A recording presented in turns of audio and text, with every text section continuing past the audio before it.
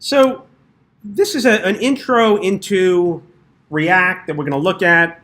Right now I've got an empty repo here. I'm going to install just a couple of things real fast here. I'm going to do an npm init. Yes. And I'm going to install Express. I'm also going to install, just so I have something that looks halfway decent, Bootstrap. I'm going to create a very, very simplistic Express application. Let's open this up. And we're going to sort of our standard thing here, just a little bit simpler, I think. We're going to add our server.js. And in our package.json, we'll say start dev. And this is going to be nodemon server.js. And when we go into server.js, make this a little bit bigger so you can see it. We'll say express equals require express. We'll say path equals require path. We'll set up our app. App is going to be just by calling express. Let's set up our static route for our vendor file. So we'll say app.use vendor express.static path.join our directory name node modules 1, 2, 3. And we'll go over here and we'll say app.get. And this will be request, response. Here we're just going to say response.sendFile, path.join, directory name, index.html. And we'll set up our port, process, environment.port, or we'll default to 3000. And we will listen on our port, and we'll do console.log and use our ES6 listening on port.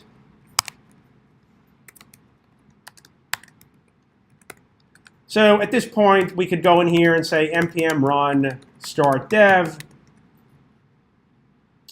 And if we actually open up our browser here and we go to localhost 3000, what are we going to see?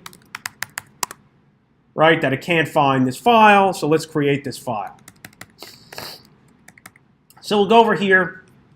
We're going to add our file index.html, and we'll put in HTML, head, body,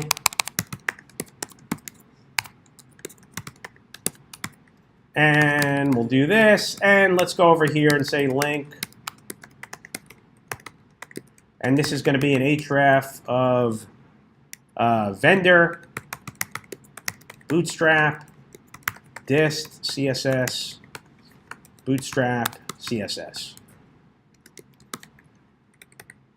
And if we do that and we go back here, we should see that this ends up loading.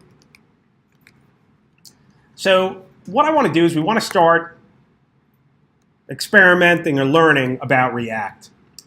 So one place you could go to learn about React, which is totally fine, is do a search for react.js, go to the React documentation.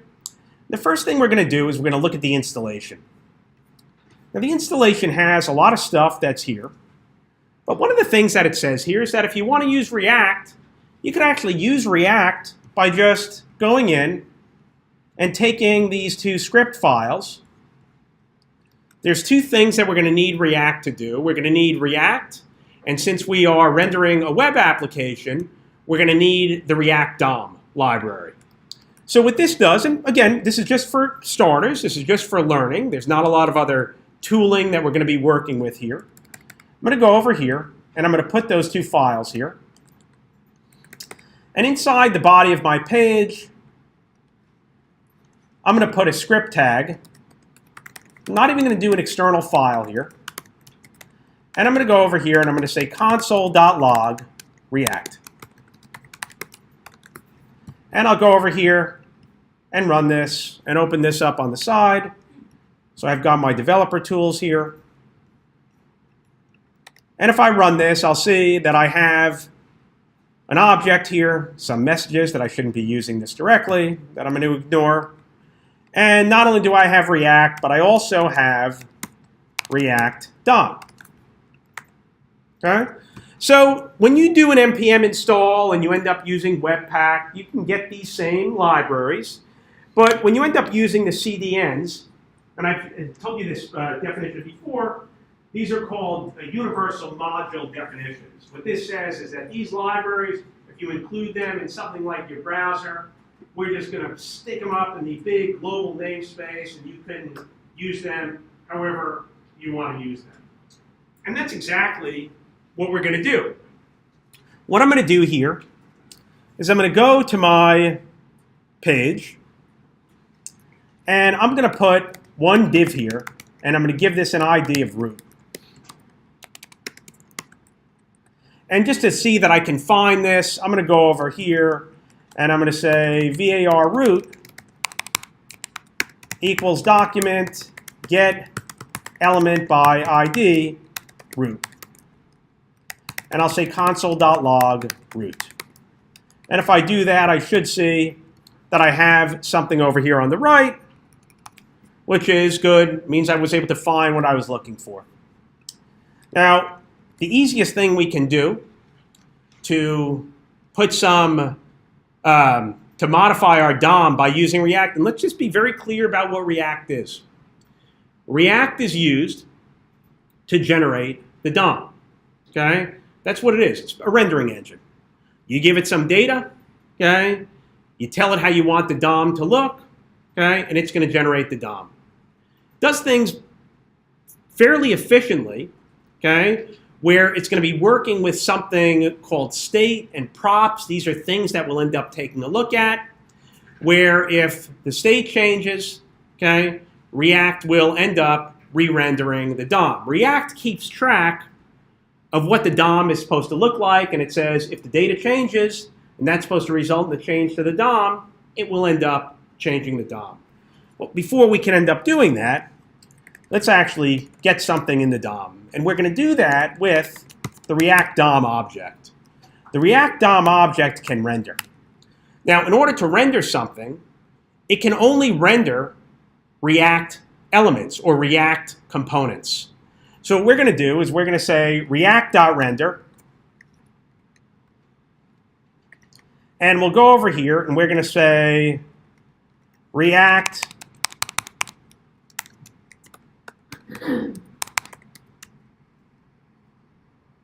make sure I got my syntax right. Hold on. Console.log React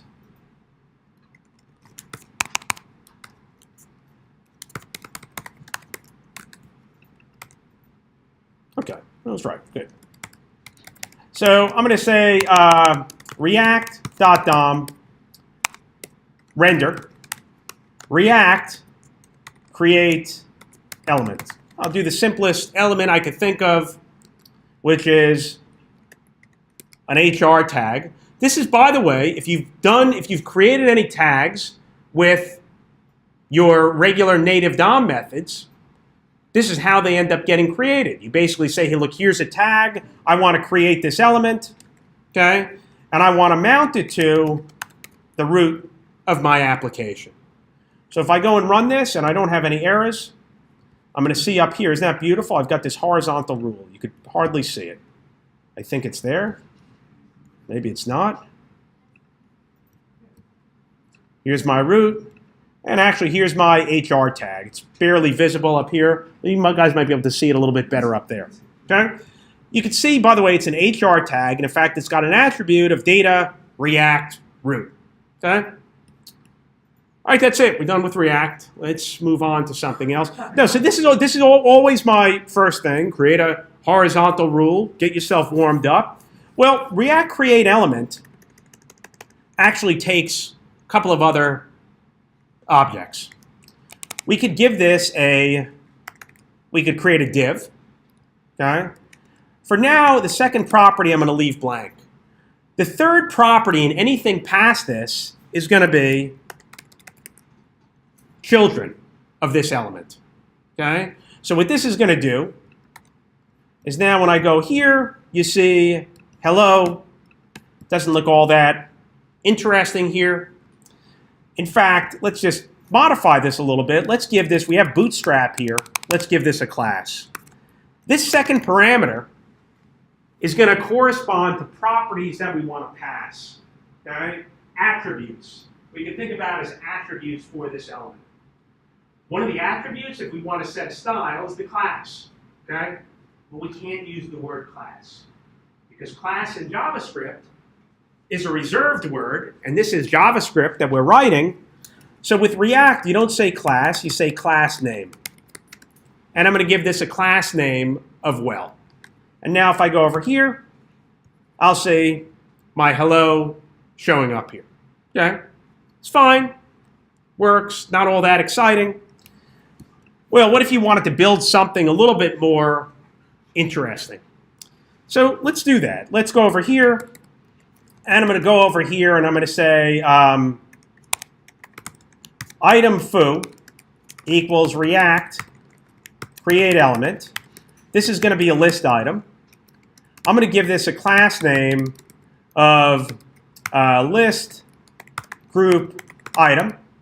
And I'm going to give it a child of foo. Now I've got one element. That's my item foo. This is my item bar. I just am going to change this. And this is going to be my list React create element. This is going to be a UL. I want to use my Bootstrap classes. This is going to be list group.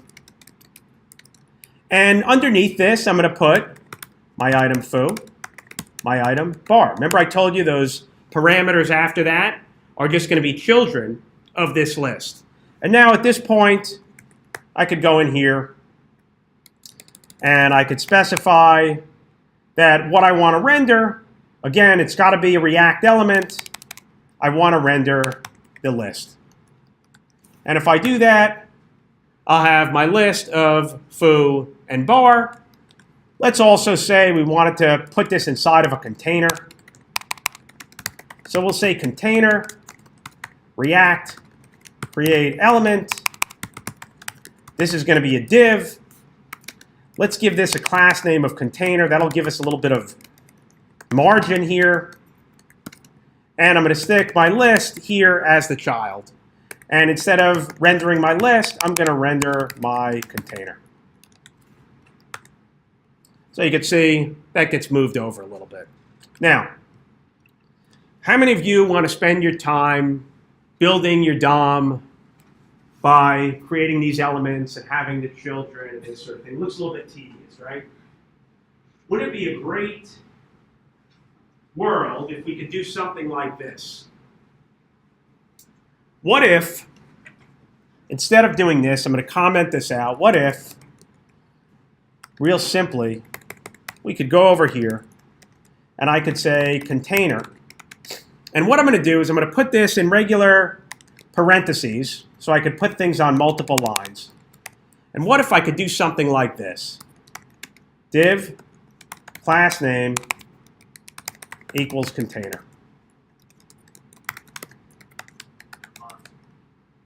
Huh? I'm a monster, right? I'm crazy. Class name is going to be list group of this UL. I'm going to go over here, list item. Class name is going to be list group item, foo. And I'll do one more of these. List group item is bar. And I'm going to go over here and I'm going to say, this is my container. What would you rather write, this or this? Right? Looks a lot easier to just do this. This is what's called JSX syntax. Okay? JSX is not JavaScript, but it can be compiled into JavaScript. So it'd be great if I could take this code like this and go over to a site like Babel and go to Babel to test this out. And there's a little try it out over here. And if I could go to Babel and go over here, and actually this is from before, which I had, and it would be great if my Babel would turn into this, because this is valid JavaScript that's doing all the nesting that's over here. Well, unfortunately, if I go back here and I reload this, I'll get an error. It doesn't expect this token. But I'll show you something you can do. There's actually a... Now, we only need to do this once, but I just want to show you something if you really wanted to. I'm taking this CDN file for Babel, and I'm going to stick it in my project. And I'm going to go over here and say, hey, look, the script here, type is text Babel. What's going to happen here is that when this ends up loading that Babel script, it's going to look at all the script tags, and it's going to see if there's any type for text in Babel, and it's going to go and it's going to intercept this code that is not really JavaScript. It's going to turn it back into JavaScript, and it's going to inject it back into your page. And as a result, you'll be able to do something like this and get it to work. And if you wanted to go and modify this and go ahead and put in here an H1,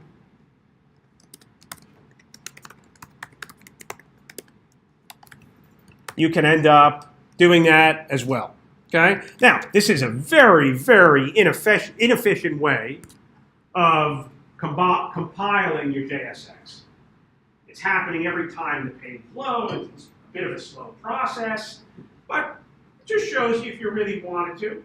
This is just JavaScript that's going in here, taking this code that's not JavaScript and turning it into JavaScript. By the way, you better make sure that you don't make any mistakes. If I was to go over here and, for instance, forget a brace here and go and reload this, it'll tell me you got a little problem here because, look, it's got to be valid JSX, right? JSX really allows you to embed your HTML templates in your JavaScript, which is going to come in very, very handy. Okay? So that's the first introduction that I have here. Let me stop this recording. So now what we're going to actually do is take a little bit of a leap. And what I'm going to do here, what I'm going to do does not exist yet, but I'm going to go over here, and for this item, I'm going to pretend that I have something called a counter. It doesn't exist. Now, the question is, if I do this, and I go to run this, okay, what's going to happen when I go to run it is going to say, look, I really have no idea what you're talking about, okay? I'm not aware of what a counter is, okay? What I want to do is I want to create a component that's going to allow me to click on a button. Every time I click on the button, I'm going to see the number incrementally. Look at this with some other things as well.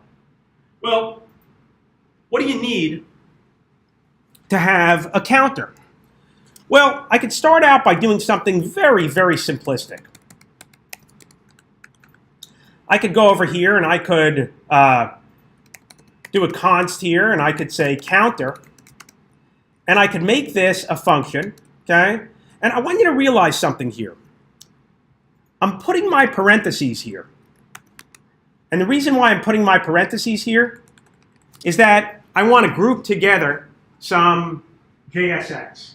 That's the only reason my parentheses are here, okay? So when this function ends up getting called, I want it to return some JSX. Let me actually just show you without the parentheses first, and then we'll do it with the parentheses, and some of this is going to make sense, hopefully. So if I didn't want to use the parentheses and I went over here and I said button class name equals BTN, BTN primary,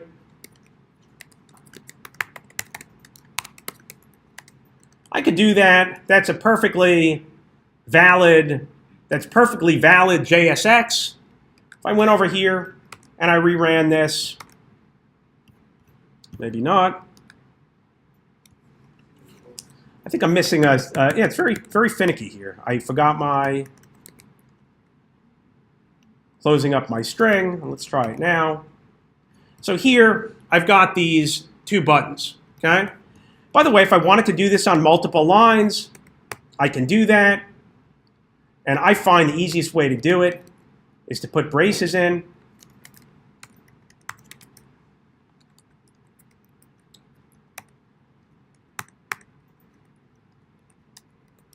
And what I'm going to do here is I'm going to have my brace, and now I could put this, if I chose to, on multiple lines. All the parentheses are doing, all they're doing is grouping that HTML, which is going to end up getting returned. All right? If you didn't want to do the parentheses, I'll just sort of throw this out. Number of ways to get to the same thing. If you didn't want to do the parentheses, this will work. Maybe. You can't put a semicolon in here. This has to be valid JSX. I'll just show you one other way you could do this. If I decided, hey, look, I want to do this with braces, that's fine. But if you do that, you're just going to have to explicitly put in a return. Okay? Get the hang of it when you do it. But these are just a couple of different ways that you could go. Okay? Now, so this will end up giving me my counter. Now, I don't want to have a dumb component here. Okay? I actually want to have a component that's going to be aware of its count. Okay? So I don't want a dumb component. And there are two ways that you create components with React. One of the ways that you end up creating them is you make them dumb. And I'm going to get rid of this. And I'm going to say this is not what I want here. What I want is something a little bit smarter. So I'm going to use an ES6 class and say counter extends React's component. This gives me not a dumb component, but a smart component. Okay? Now what's going to happen here when I run this is that I'm going to get an error. And the error is going to say, hey, look, this is fine. I appreciate the fact that you created this custom component, but what the hell do you want me to do with it? Okay? So when you have the dumb components, that function that you have with the dumb component, that's your render function. Okay? That returns the HTML that you want. When you do something a little bit more complicated, you have to be explicit, and you have to say what I want to actually render, and you'll get used to some of the ES6 class syntax. But now if I did this, now I could say return, and here I really have no choice, I don't think. And I'm going to go in here and I'm going to put in a button, again, class name, BTN, BTN primary, 0, button. That's what's going to end up getting returned here. And now I should have my buttons again. But again, this is not going to give me any way of having a smart component. When you think about having a smart component is going to have some state that's associated with it. Well, how do you set up state? Rather simple here. What you do is that every time that we end up putting in a new counter, a constructor is going to get called. That's just the way that classes work with ES6. A constructor is going to end up getting called. And actually, if I go and I just put in this constructor function, I reload this, I'll get an error message, okay? And it gives me an explicit message here. It says, hey, look, you know what? If you have a class that's extending another class, you really have to call super, okay? We could go into object inheritance in JavaScript and ES6, although I don't know all that much about it. And this is probably the only time where you have to remember, at least for a while, to call super to make that error go away. Now, if I do that, I'm going to be back to where I was. But once I end up doing that, what this gives me the ability to do is to set my state. And I'm going to set my state and specify that my current value for my counter is going to be 0. Okay? So everything that we've done here with our JSX has been fixed. Okay? We haven't had any variables within our JSX. The second you think about variables within your JSX, you could come down to your render method and go over here. And if you put in your braces, you could say this dot state dot counter. So instead of this being 0, it's still going to be 0, but we're going to have the ability to modify it. So if we end up going here, this should give us the same thing, maybe not. Excuse me, this dot state, not counter, current. Current, which is going to be the counter's current value. Okay?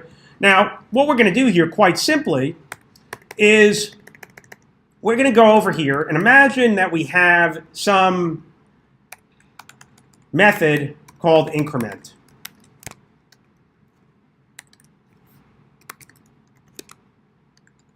So one of the things that you do with React is you don't redefine the state. What you do is you change the value in the state. And the way that you end up doing that is that you specify this. Again, notice the word this popping up all over the place in Smart Components. This dot set state. What do you want to set? Well, we're going to set current. What do you want to set it to? We'll take this state's current value and we'll add 1. Okay? We're going to end up incrementing it. Well, when do you want to increment it? Well, we're going to increment it. One of the things we could do here is that we could specify onClick equals. Okay? Now, unless what you're putting on the right side of an equal sign is a string, remember to use your braces. And we're going to say when we end up clicking on this button, what we want to do is we want to call increment. Okay? What this is saying is that when I click, I'm going to call that increment method. Okay? And in fact, I did this incorrectly. It's not an increment. I'm in here. It's going to be this increment. Okay? No, it's not on the state. Whatever is on the state has got to be explicitly. The only thing on the state right now is current, which is 0. And the only thing that should go up should happen when we end up clicking on the button. Okay? So just remember, when you have on click, when you have anything after an equal sign, okay?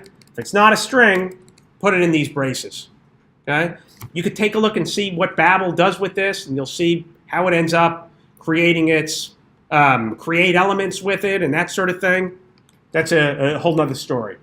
If I go over here, I'm going to possibly be close, but I'm going to run into a problem.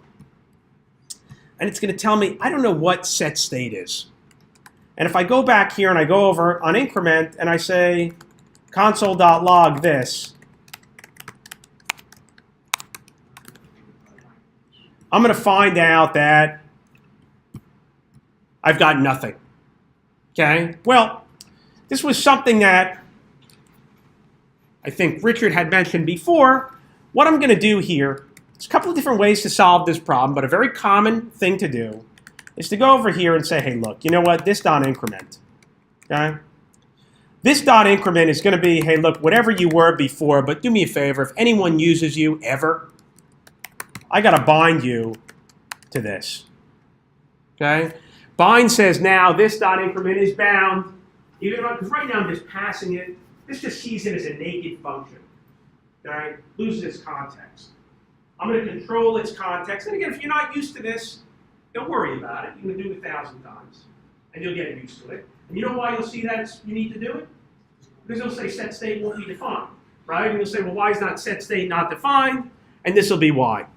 Now, if we go back here, and I click on this, isn't that nice? I've got this nice counter that's happening here. Let's make one other change here. One of the things we could do is on our button here, let's get rid of this console.log. Let's say we want it to start out at different values. So I'm going to go over here. And again, if it's not a string, put it inside your braces. And I'm going to say start equals 5. Now, what will happen here to your constructor, which is kind of interesting, is constructor will be passed some properties. So in other words, when I end up creating this counter, these properties will be determined by my attributes. What React will do is it'll look at all those attributes, and it'll pass them in as these props. And if I was to go over here and say console.log props, and I look at this, I'll see one of them has a start of 5, and the other one has nothing. And all I'm going to do here, there's two ways that I could do this. One thing I could do is use a little bit nice destructuring, like we did before, and put in start. And one of them is going to tell me 5, and the other one's going to tell me undefined. And I could simply go here and say, hey, look, you know what? For my state that's starting, use start if it exists. If it doesn't, use 0. Now if I go back here, one is going to start at 5, and the other one's going to keep on going up. Okay, now, simple example of when Chris was asking when things change. This is how things change. Okay? If you want things to change with React, somewhere along the lines your state has to change. But we could also look at this. It would be sort of nice if we could sort of break this out into a smart and dumb component. Wouldn't it be nice if we could do something like this? When we go to return, we'll have a dumb component called counter. And for counter, we'll say, instead of saying on click, we'll say we're going to pass in on increment equals this increment. And for start, we'll pass in start equals this dot state dot start. Okay? And we actually want to return this counter. Now, if we went to run this at this point,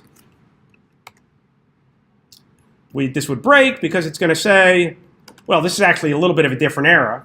I'm going to take this code here. And what I'm going to actually do, if I just ran this, here it's going to give us a different error. It doesn't know what counter is.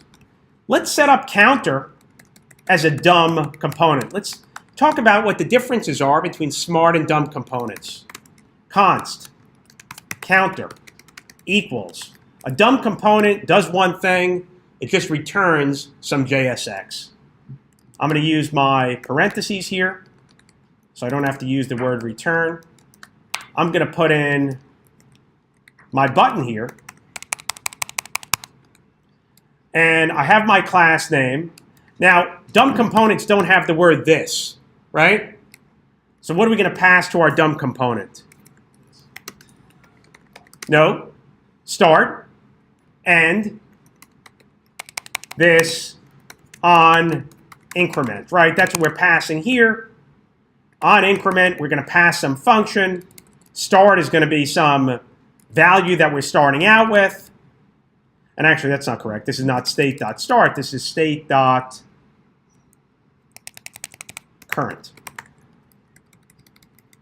And so if we go over here, what this gives us the ability to do is to say on click, call on increment, and not start. Let me take that out. Current is what we're going to pass here.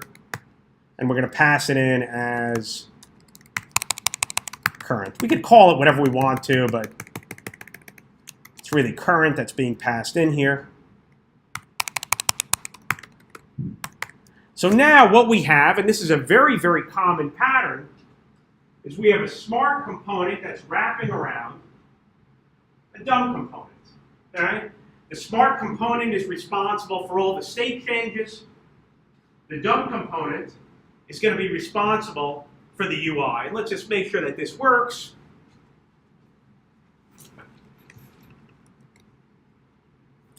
And this works the same way that it ended up working before.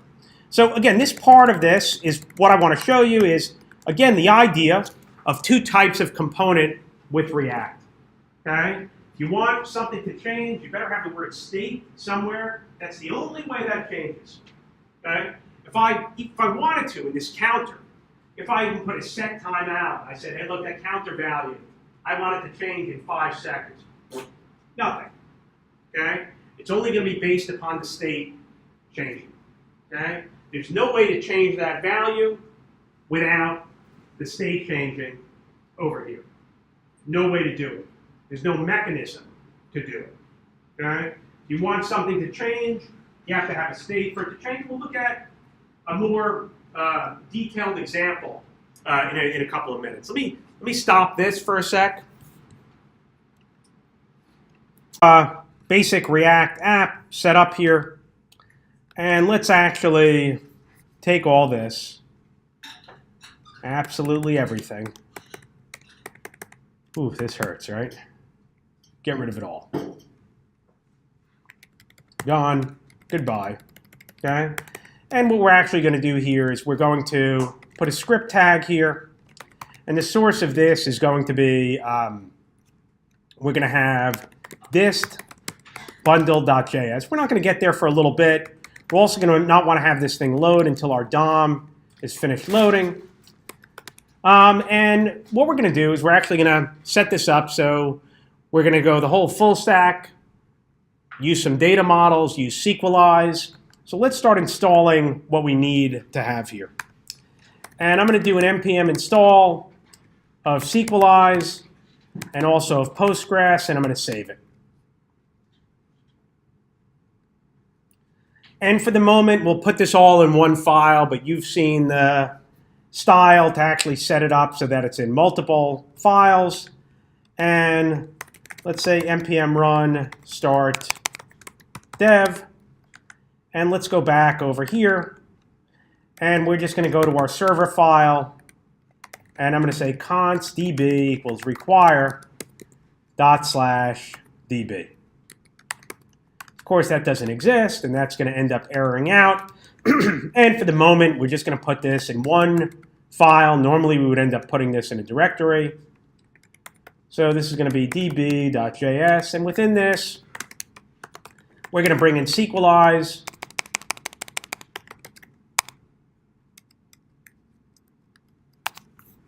Sorry. Equals require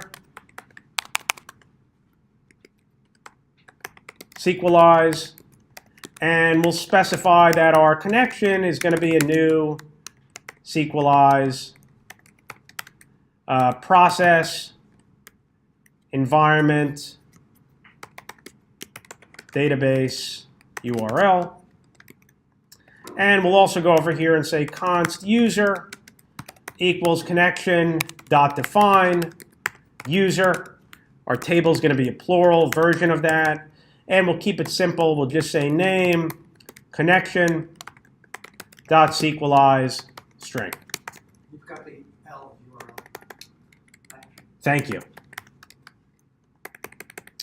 And what I'm going to do here is I'm also going to have a couple of methods here. We're going to have sync is going to be a function. And we could put this on one line, which is going to be connection dot sync force true. And we'll also go over here and we'll say seed. And this is going to be multiple lines. So we'll do this. And we'll say return after syncing. We're going to do a then. And what I'm going to do here is I'll say usernames equals Mo, Larry, and Curly. And we'll go over here and we'll specify that after we sync, we're going to say promise.all usernames.map. This is going to give us a name. And we'll say user.create name. There's our create. There's our map. There's our all. And we could end up doing that. And now we'll do a module.exports. And again, you've seen all this in one form or another a bunch of times. We're going to export our sync function, our seed function, our models, and we'll specify that we have a user model. And let's just see what happens here. Here what's happening is that it's going and saying, hey, look, you need to have MySQL. And that's because we actually don't have a valid database URL. So we're going to put that here. Database URL. And I might have the database set up already. We'll find out. This is going to be Postgres. Localhost. And this will be React intro. Let's kill this.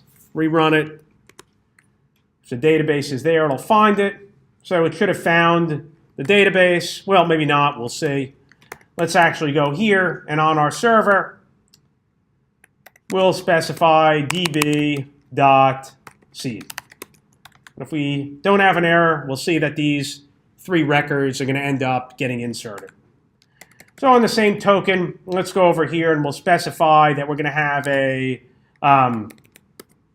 app.use, and this is going to be API, and I'm going to require /routes. Again, doesn't exist. Well, let's actually go and set that up. Add our routes.js. Make this a little bit smaller. So we'll specify that we've got a routes file, and I'll go over here and I'll say const app equals require express.router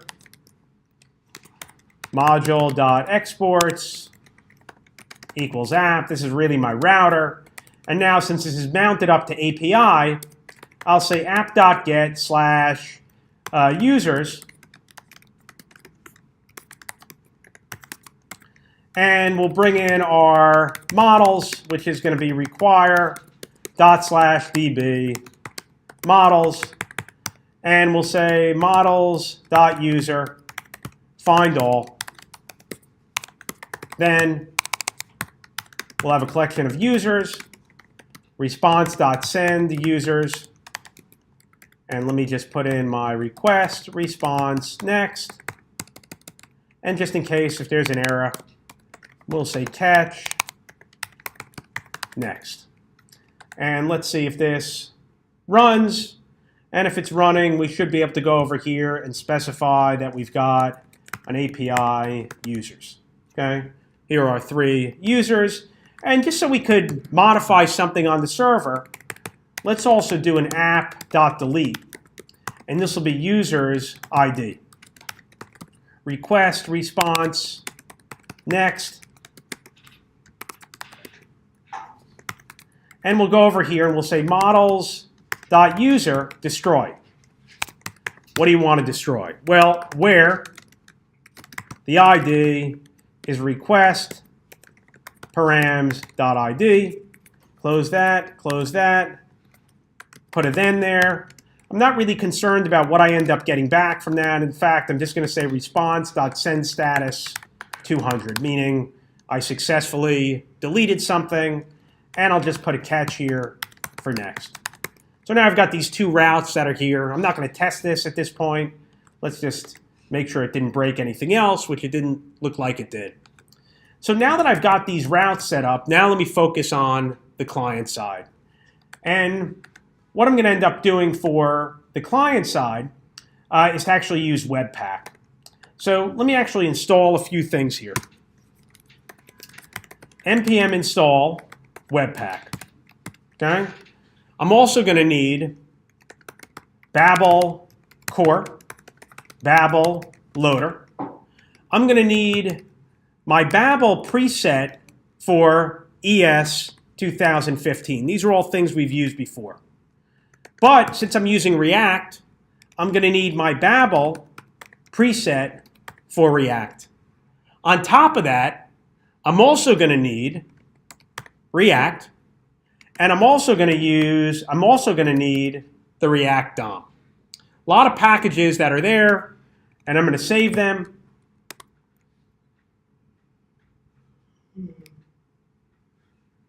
Mitch.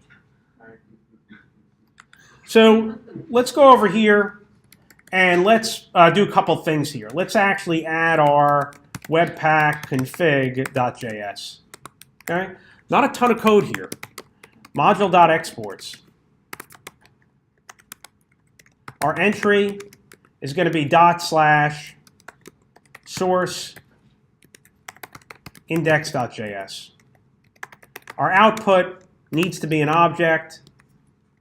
There's two things that we need: a path, which is the directory, which is going to be dist. File name is going to be bundle.js. We're also going to need to put in a module because we need to put in our loaders. So we're going to say module. This is an object.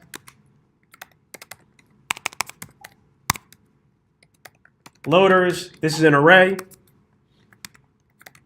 Our loader is going to be we'll put in a test that says which files. We're going to do the ones that end with JS. We're going to exclude, again, I'm not sure that this is totally needed, node modules. Our loader is going to be the Babel loader. So we need both Babel and we need the Babel loader. Both of those are installed. And the last thing we need to do is to say, hey, look, we want to do a query. And basically what this says is that we want to transpile our code with the presets. And if we go over here and we put in ES 2015, which is what we've done before, and we want to use React as well because we want to basically use JSX. So once we end up doing that, what that's going to allow me to do is if I go to my package.json file, let me save this. I'm going to put in another task for Webpack.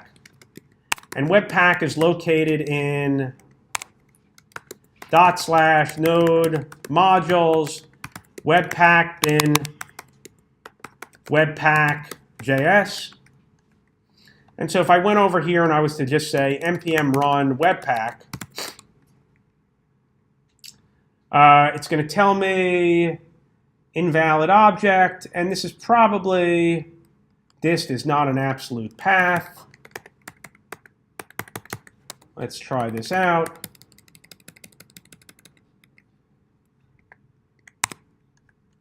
Let's see if that works. I think sometimes this Webpack ends up changing. Let me fix this. What I'm going to do is I'm going to bring in const path equals require path. And for my path here, I'm going to say path.join. And I'm going to specify directory name dist. And let's see if that would solve that error. That's fine. It's just basically saying it can't find that index file. So I'm going to go over here, and I'm going to add my source. I'll add my index.js. Now if I go over here and I run Webpack, it should run and end up compiling. And I could prove that by going over here, console.log, hello, run Webpack again. That's building all these files, and I'm going to go over here and just modify my server. So not only do I have vendor, but I also have dist here. and this is going to be dist. And if I go over here and I say npm run start dev, and I go over to my browser, and I just go over to my URL where this is running, I should see the word hello pop up here. Now, one thing that I want to do is that when I go to run this, I want to make sure that my Webpack is running and it's listening. And the way that I do that is to say, hey, look, I want to run Webpack, but I want to pass to the underlying Webpack command. That's why you see the 2 dashes, the watch flag. So this is going to watch anything that could change within Webpack and rerun it. I do the 1 ampersand to say, hey, look, this thing is not going to stop. Okay, it's going to keep on watching, but I also want to run my nodemon. Also, I don't want my nodemon to rerun every time any of my client-side files change. As a result of that, what I'm going to do is put in 2 flags here. Ignore the dist folder and ignore the source folder. And now if I go back here and I kill this, and let's just see what this error says here. So you have to do the ignore after the node. Yes, thank you. So here the flags are in the wrong spot. I want to see who's paying attention. And so here, let me do that, and let me paste that in. Let's try it again.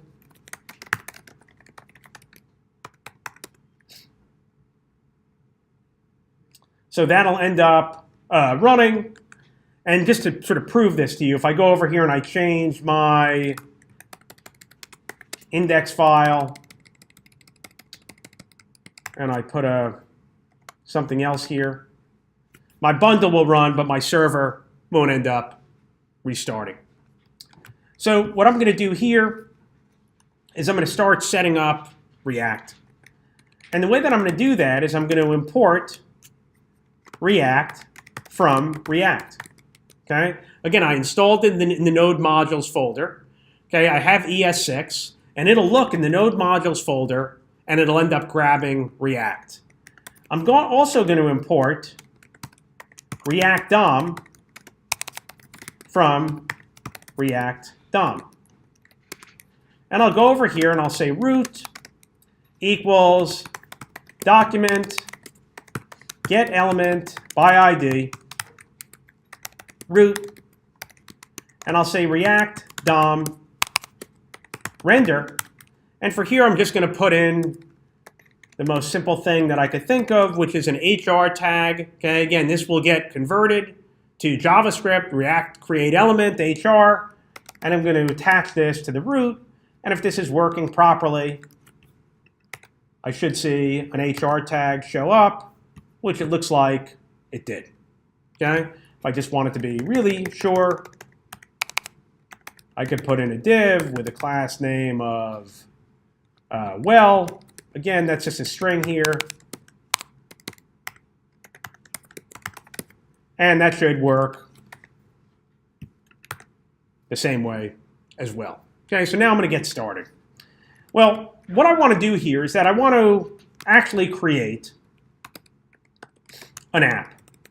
Okay? And my app is going to be a class that extends React component. Now I'm just going to also show you something else. Instead of putting in React.component, what I can do is that the default export for React is the React variable. But I could also, it also has named exports as well. And I could pull in component. And so what this allows me to do is just to make this a little bit neater and say app extends React component.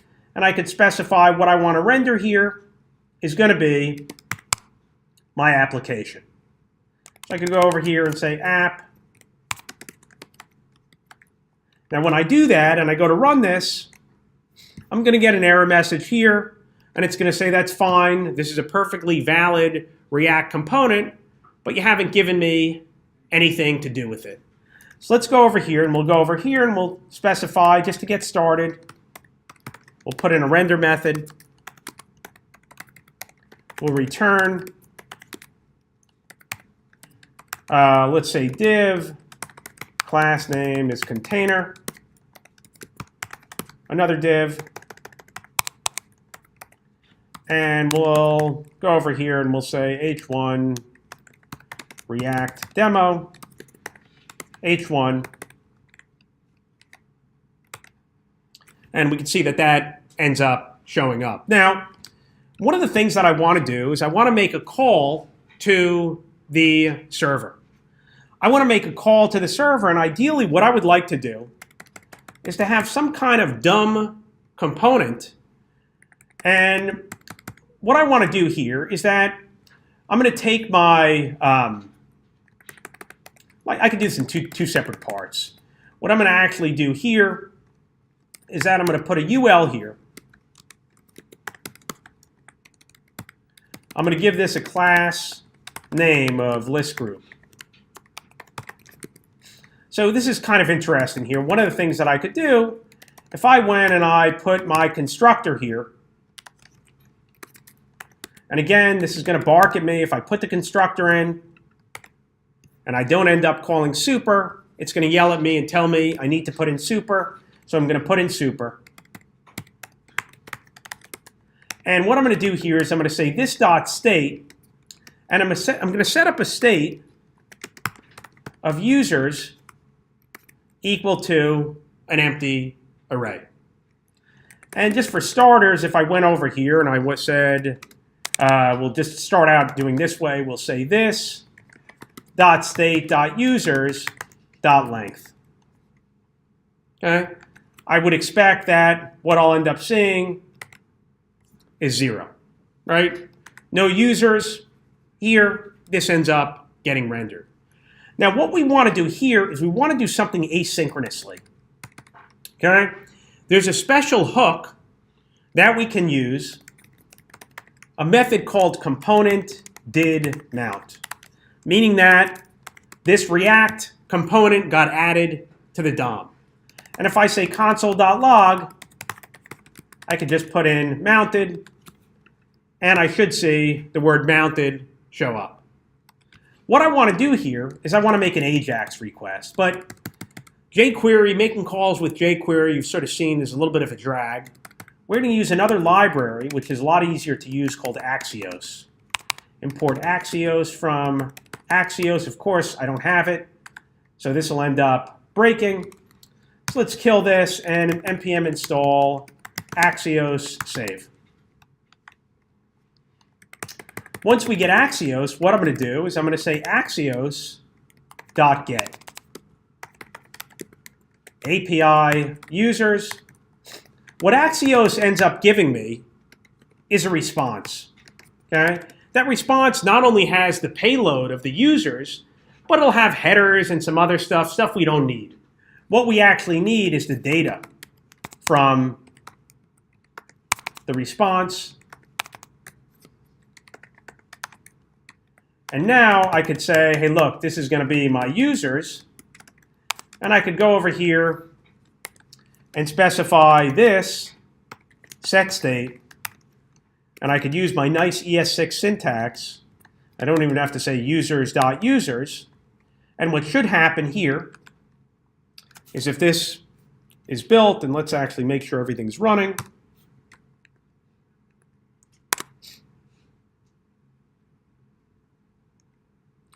If I go back here, I should see that the 0 is going to change to a 3. And if I went over here and looked under my network tab, I would see that I've made a call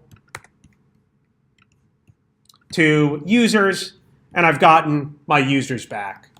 Now, what I'm going to do here is that I'm going to take this and I'm going to go in here and say, hey, look, if I have users, let me go and create a nice little dumb component.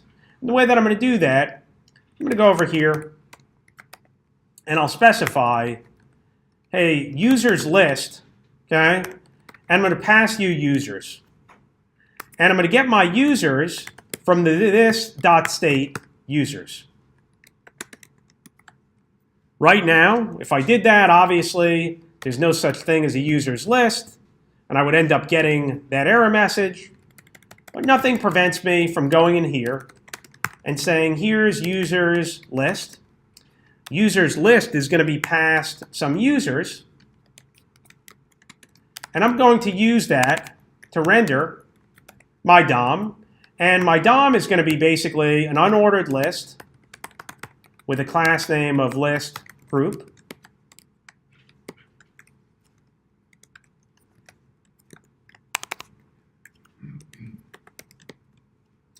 And within this, what I'm going to do, I mean, if I just put a list item here with a class name of list group item, and I just hard-coded this as Mo. I might keep on hitting the wrong key here. If I just ended up doing that, I should just see Mo here, but that's not really what I want to do.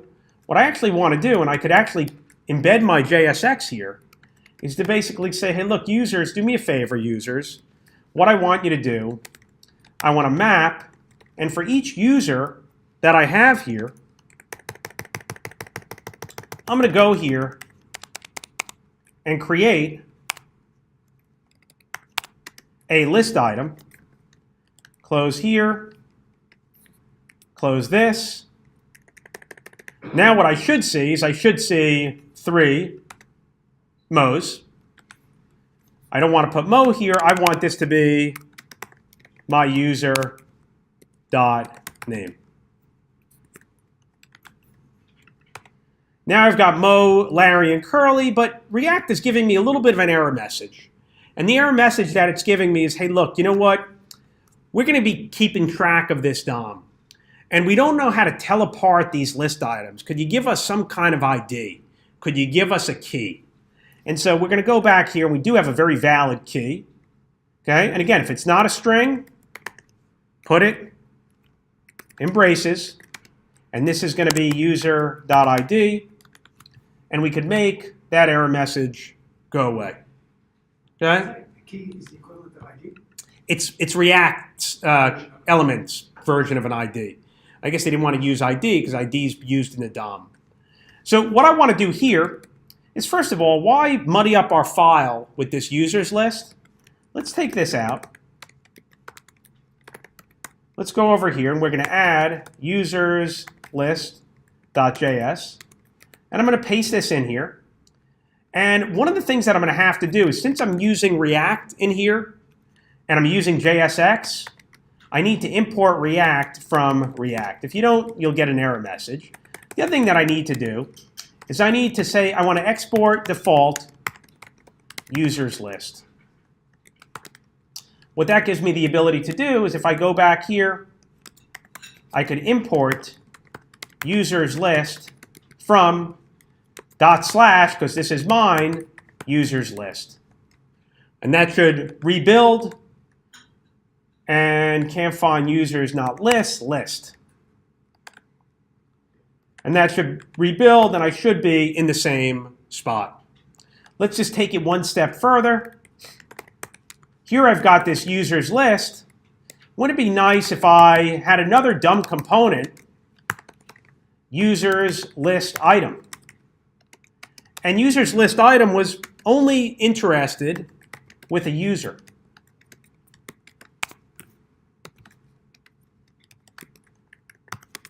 And users list item would basically take this stuff here,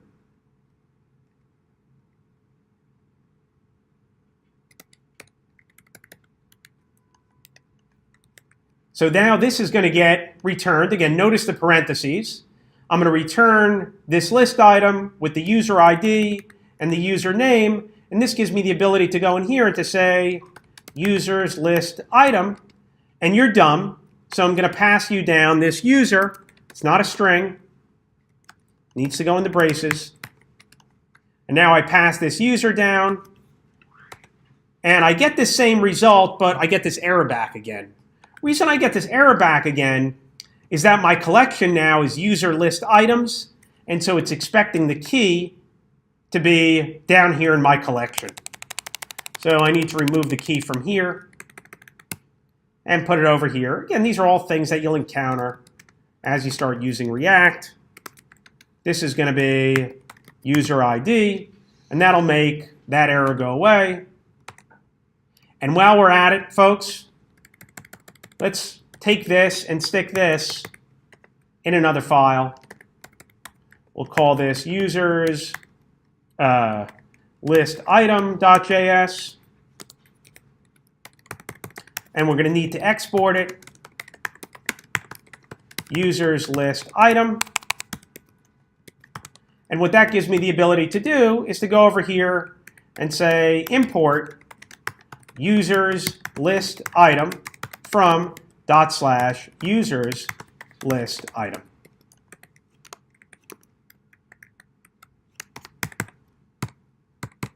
So you're able to separate out your functionality. If someone was to go and look at this component, they would say, all right, I see I'm creating a UL, and I've got these other users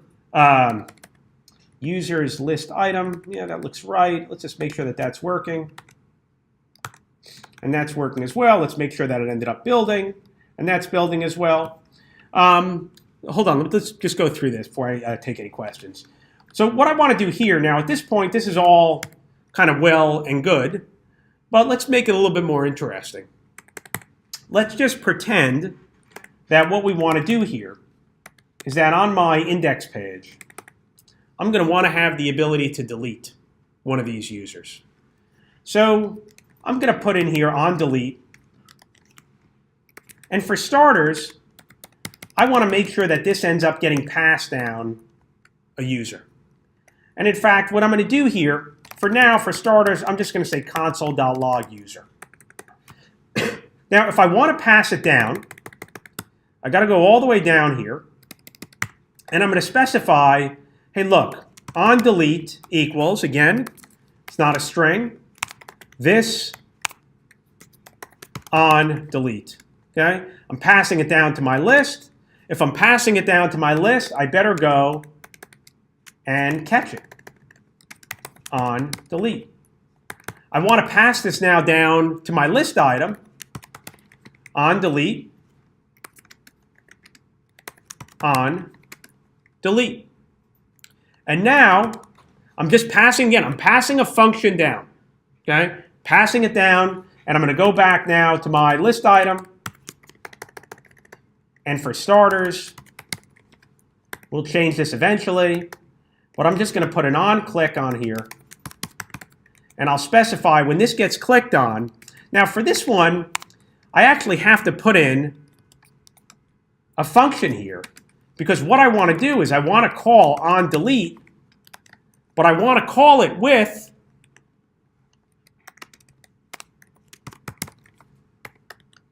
this user that I'm looping over.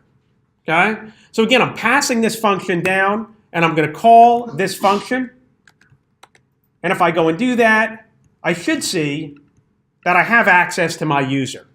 But notice, and we've seen this before in an earlier demo, notice that if I go down to index, I can console log user. But if I try to console log this, I get undefined. Okay? And I'm going to fix that by going here, very common pattern. Hey, look, on delete, if someone passes you around, do me a favor. Take whatever you are.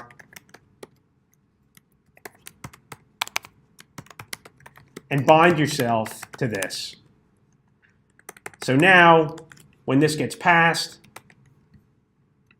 I've got my object here, and this gives me the ability to go over here and do something like this.setState. I'll actually do it this way. I'll say const users equals this.state.users, and I'm going to filter them. So I'm going to go over here. I'll call this an underscore, and I'll say, hey, look, if this guy that I'm looping over has an ID that's not equal to the ID of the user that I passed in, that means I want it. And when I go to set the state, I'm going to set the state for users. Okay? So again, something I'm controlling things up here on my smart component. I'm passing the functions down to my dumb components, I should say. And now if I do this, Curly goes away, Larry goes away, Mo goes away, but if I refresh the page, they're all still back. Okay? So one thing that I might want to do here, and this is a very optimistic way of deleting stuff, is to actually go over here and to say, hey, look, Axios, do me a favor. Delete /API users /user.id.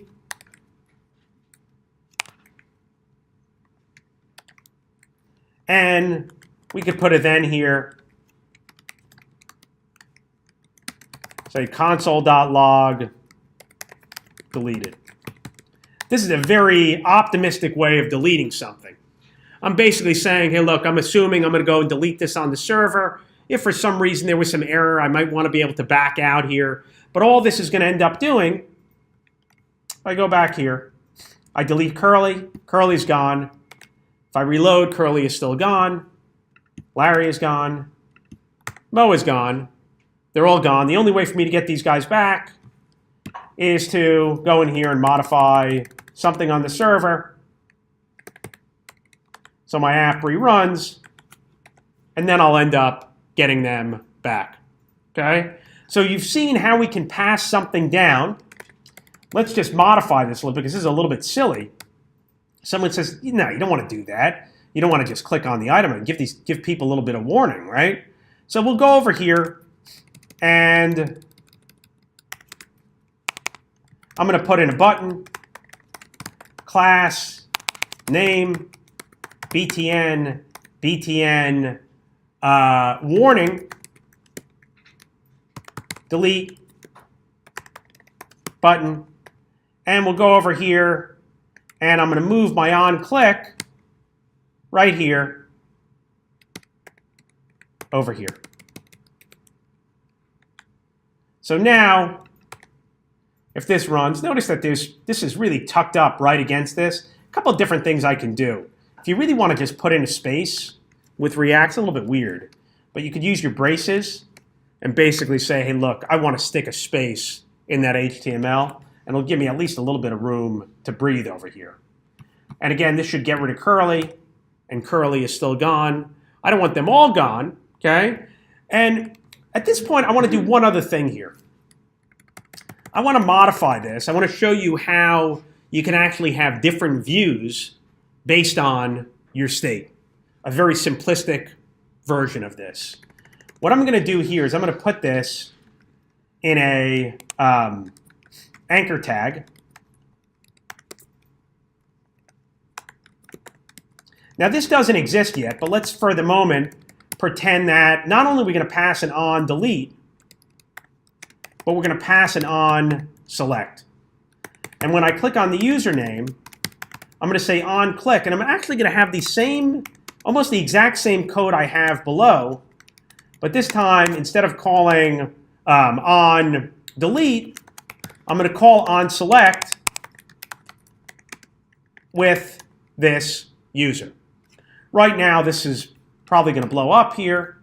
If I click on Larry, it's going to tell me, I don't know what onSelect is. It's not a function.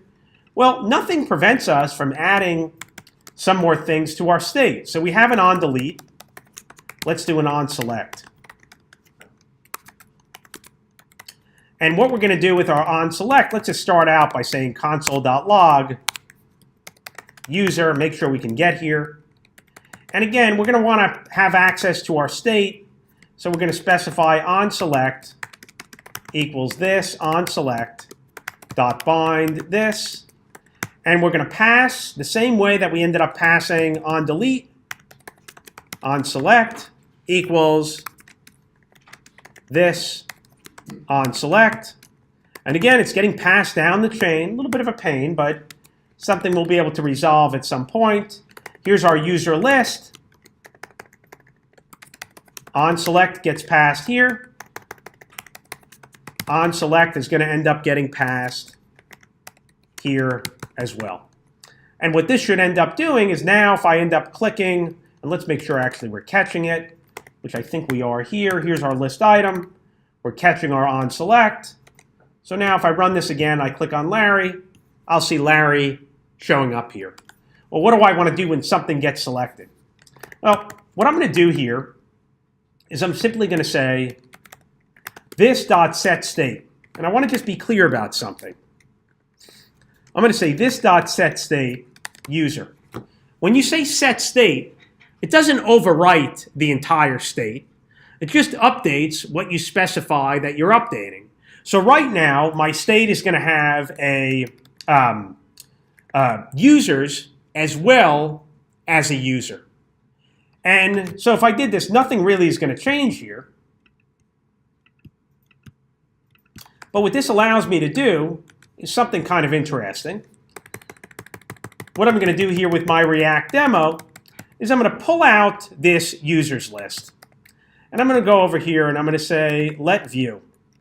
And I'll go over here and I'll say, hey, look, if not this.state.user, then what I'm going to do is I'm going to say view equals, and I'm going to come and take this,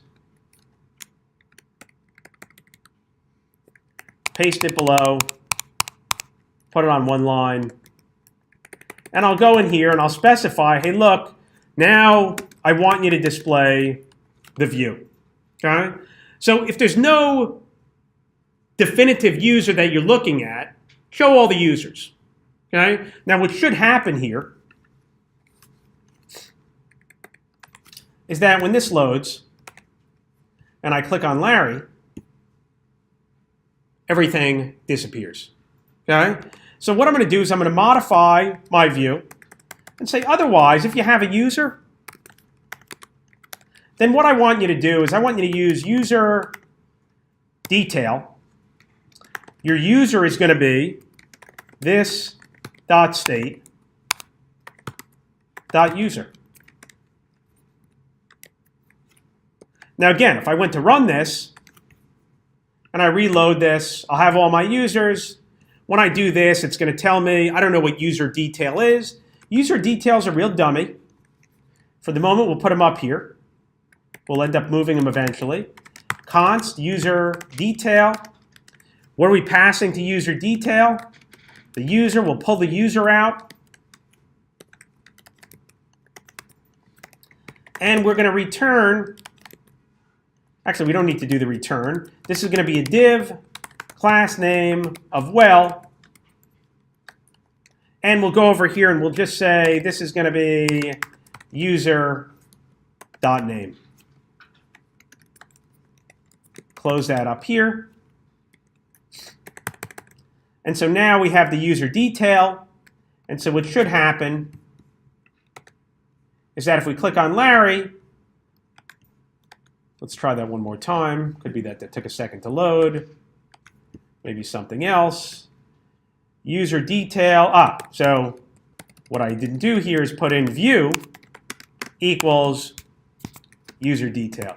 What I'm doing is I'm basically saying, hey, look, this part of the JSX is going to be a variable. Okay? It's either going to be this or it's going to be this. And now I'll see Larry show up, but I've got no way of getting back other than refreshing. And so let's do something kind of silly. We'll go over here and we'll say on deselect. Doesn't matter what's deselected. We'll say this.setState, and we'll specify user null. And we're going to pass this through to our user detail. Again, if we're doing this, got to do this as well. This on deselect equals this on deselect dot bind this. Now we can end up passing this through on deselect equals this on deselect. And if we're passing it, let's catch it right up here. on deselect, and we'll go over here and to just keep it simple, we'll say on click equals, and we'll specify that when this ends up happening, again, there's no parameters to pass here, so I could just do this. This says when you're clicked, call this function. This is really the equivalent of doing this. Whichever way you want to do it is probably fine. In which case, if I click on Larry and I click on Larry again, I end up going back. And this is just a demo of how you could end up switching to different views. Since we're there, let's actually just take this, go over here, user detail.